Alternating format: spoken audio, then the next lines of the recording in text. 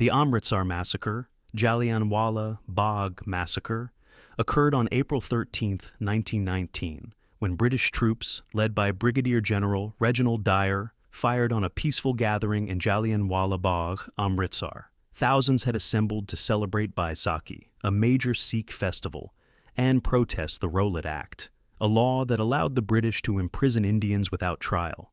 Without warning, Dyer ordered his soldiers to fire into the enclosed crowd, killing hundreds and injuring over 1,000. The massacre shocked the nation and intensified India's struggle for independence.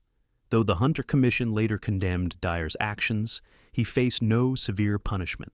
The massacre became a turning point in India's freedom movement, leading to widespread protests against British rule.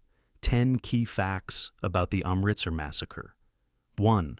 Date and location. The massacre took place on April 13, 1919, at Jallianwala Bagh, a walled public garden in Amritsar, Punjab. The site had limited exits, making it easy for the British troops to trap the crowd. 2. Reason for gathering. Thousands of people, including men, women, and children, had assembled at Jallianwala Bagh to celebrate Massacre, an important Sikh festival. Many were also protesting the Rowlatt Act, a repressive law that allowed the British to arrest and detain Indians without trial. Third, brutal orders by General Dyer. Brigadier General Reginald Dyer, believing the gathering was a rebellion, ordered his troops to open fire without warning. The soldiers continued shooting for about 10 minutes, using 1,650 rounds of ammunition, stopping only when they ran out of bullets. Fourth, massive casualties. Official British reports claimed 379 people were killed and over 1,200 were injured, but Indian estimates suggest that over 1,000 people died. Many victims were children and elderly people, unable to escape the gunfire.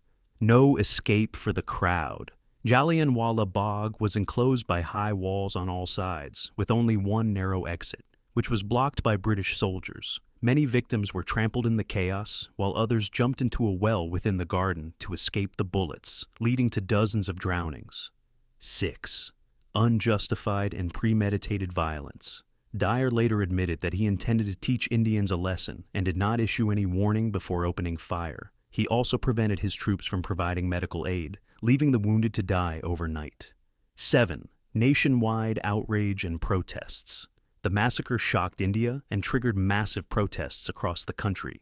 Rabindranath Tagore, India's first Nobel laureate, renounced his British knighthood in protest, while Mahatma Gandhi launched the non-cooperation movement against British rule. 8. Hunter Commission investigation. The British government formed the Hunter Commission to investigate the massacre. While it condemned Dyer's actions, it took no serious action against him. Many British officials, including Winston Churchill, criticized Dyer, but others praised him as a hero in Britain. 9th. Dyer's fate and British reaction. General Dyer was removed from duty, but not imprisoned. Many British people, particularly in conservative circles, hailed him as a savior of British rule in India. He was even awarded a large sum of money collected by his supporters in Britain. 10th. Impact on India's freedom struggle.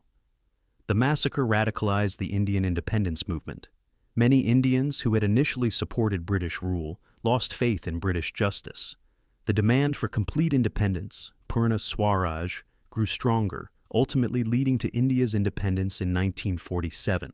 The Amritsar massacre remains a powerful symbol of British colonial brutality and a major turning point in India's journey to freedom. Today, Jallianwala Bagh is a national memorial, reminding people of the sacrifices made in India's struggle for independence.